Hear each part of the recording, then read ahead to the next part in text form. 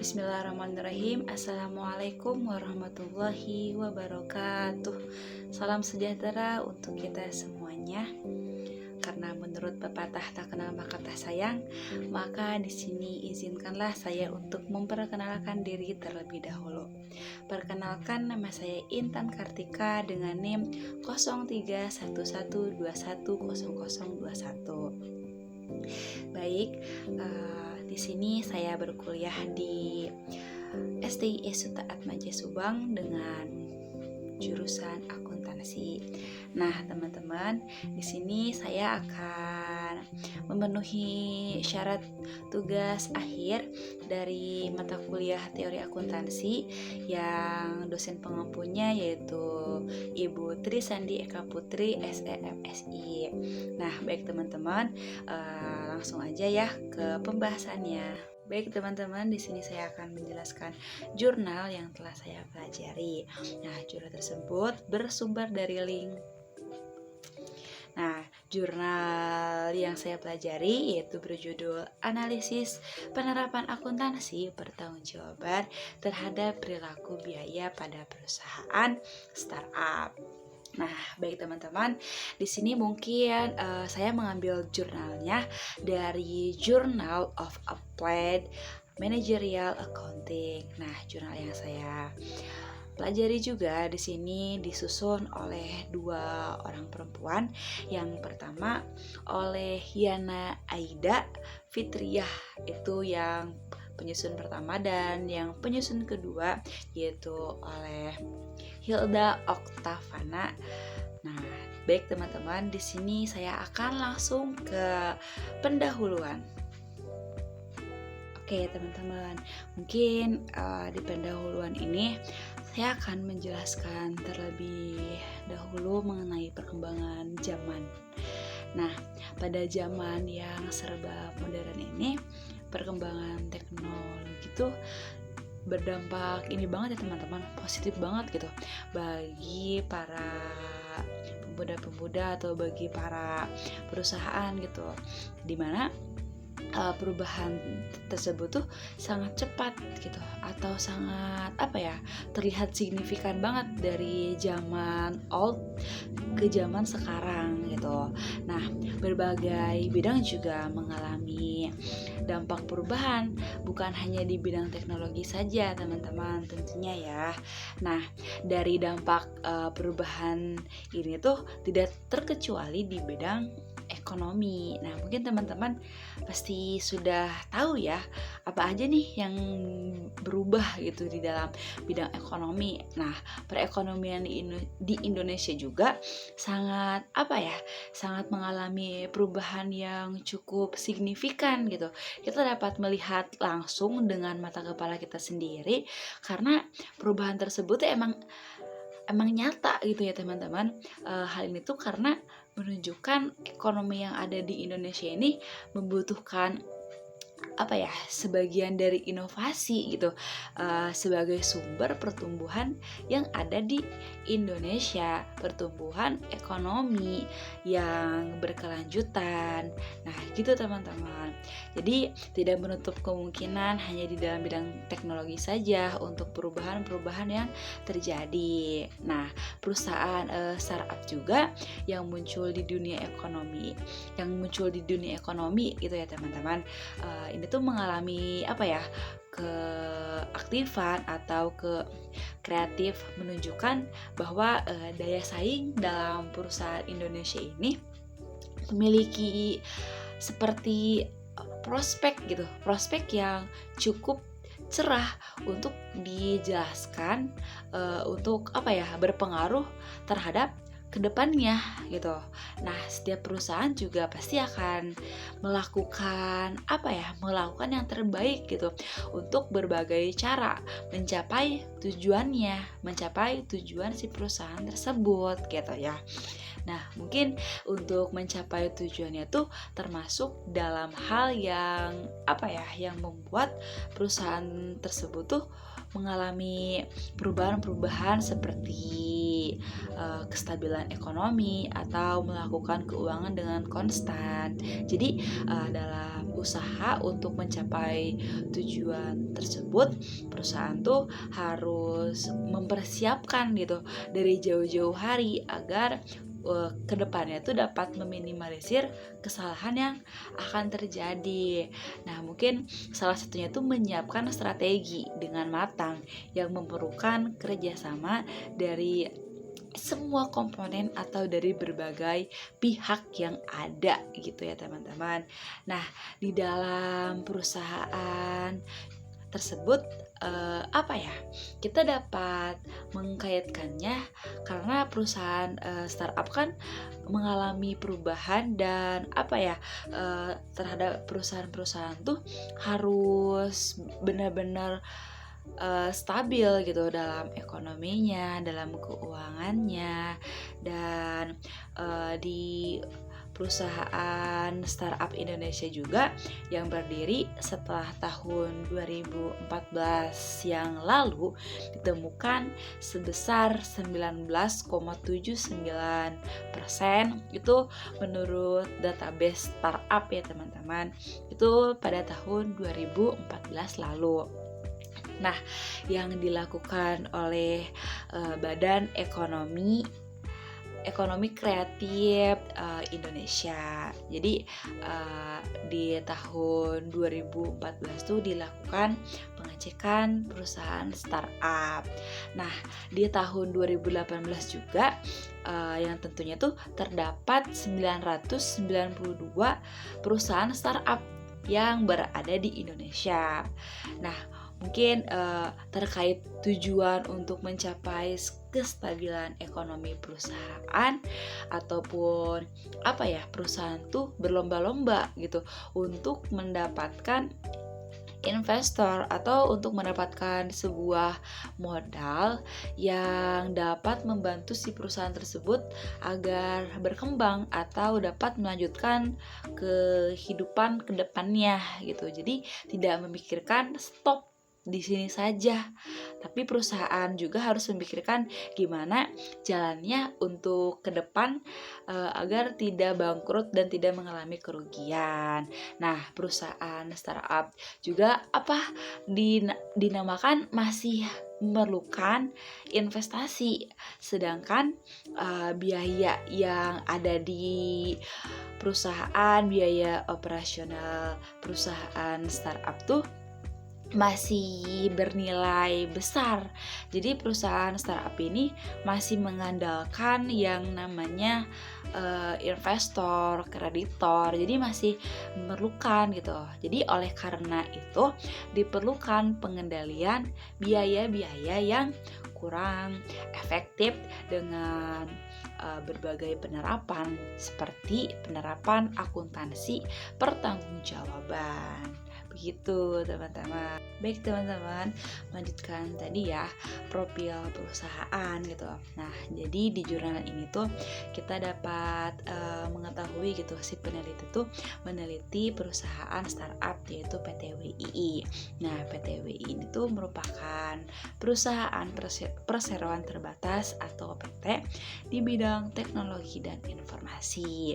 Nah, dengan fokusnya PT WI ini tuh yang kuat menghadirkan teknologi masa depan untuk dipresentasikan gitu melalui penelitian dan pengembangan yang terjadi.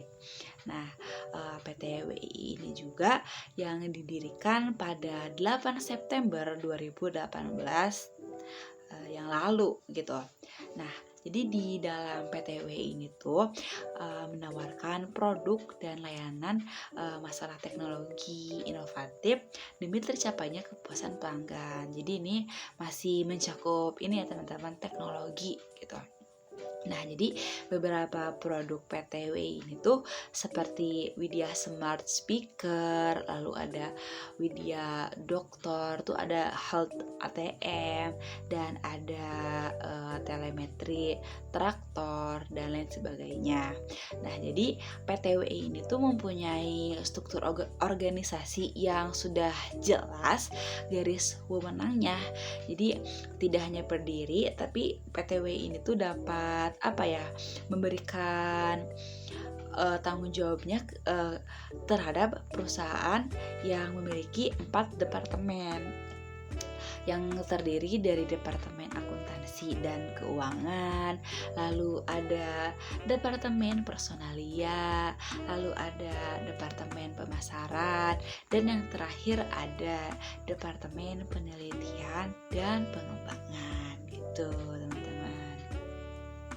Di sini di dalam jurnal ini tentunya ada penelitian yang terdahulu. Nah, yang pertama tuh ada menurut Hak DKK dan tahun 2016.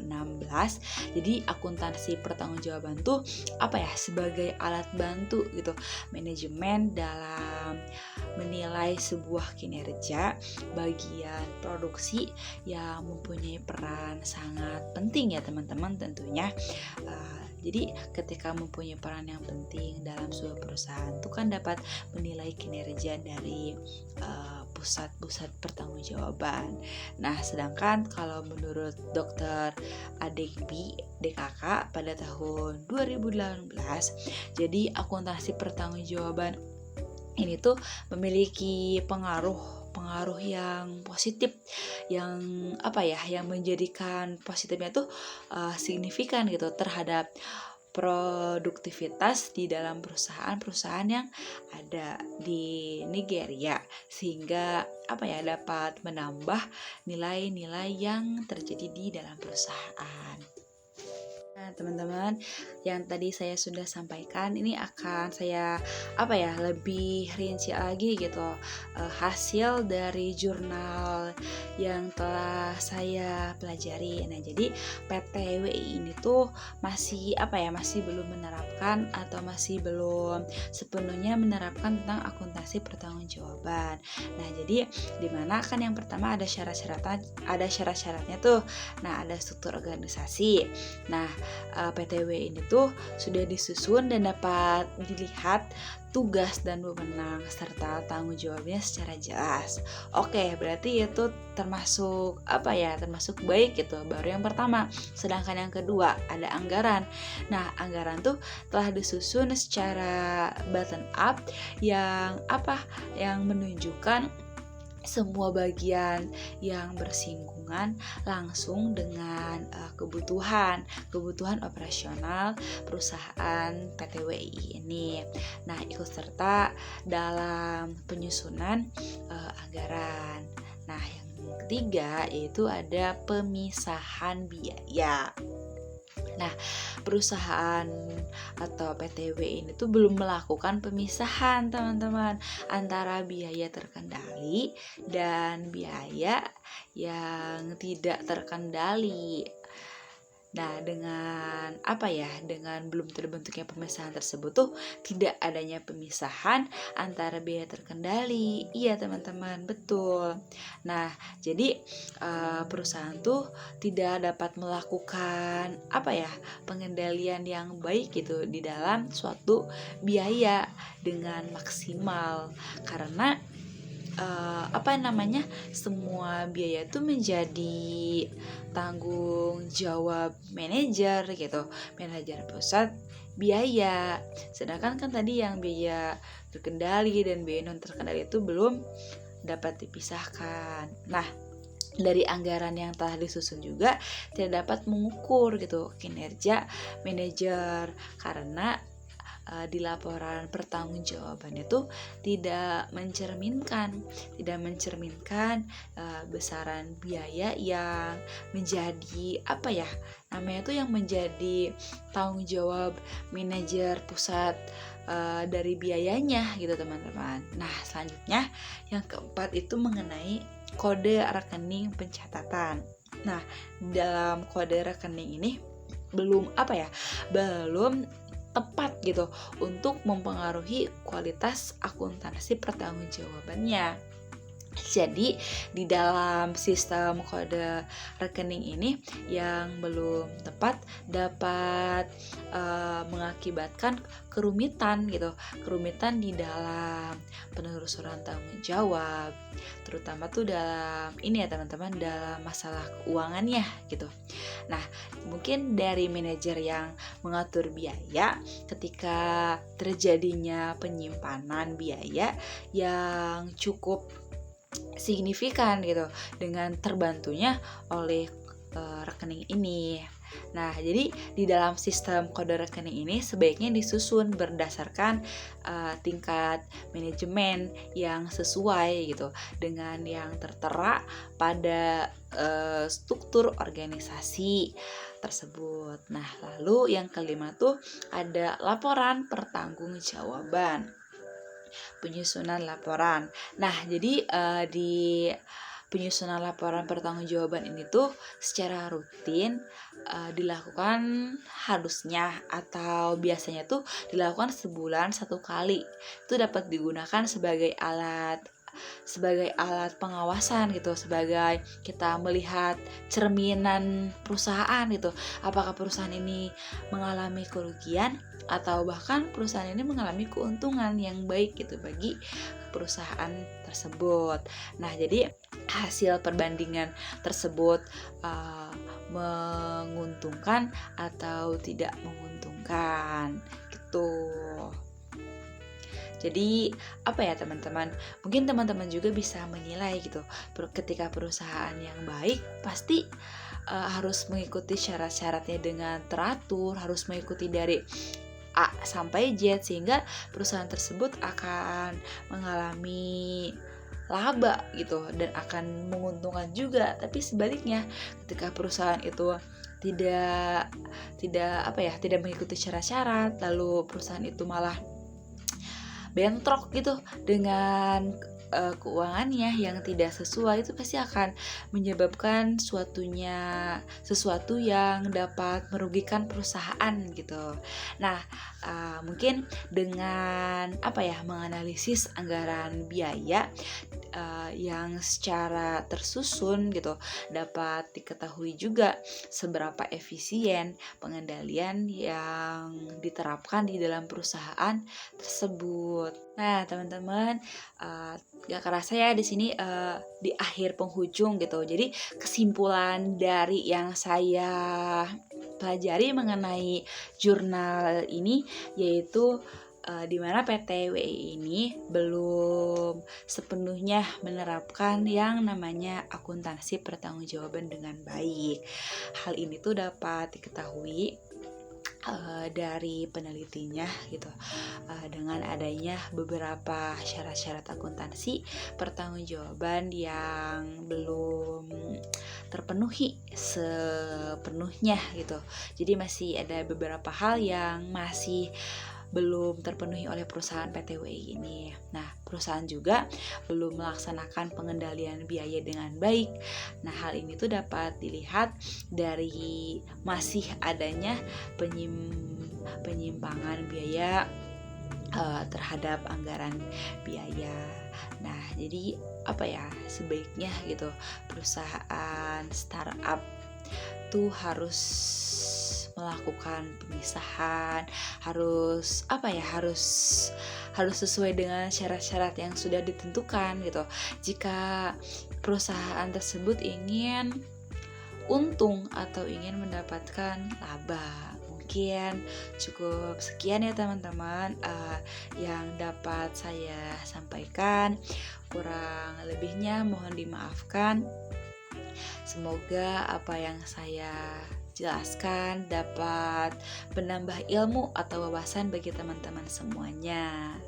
Sekian dan terima kasih untuk teman-teman yang sudah menonton dari awal sampai akhir. Semoga kalian tidak bosan dengan cara pembawaan saya yang masih pemula.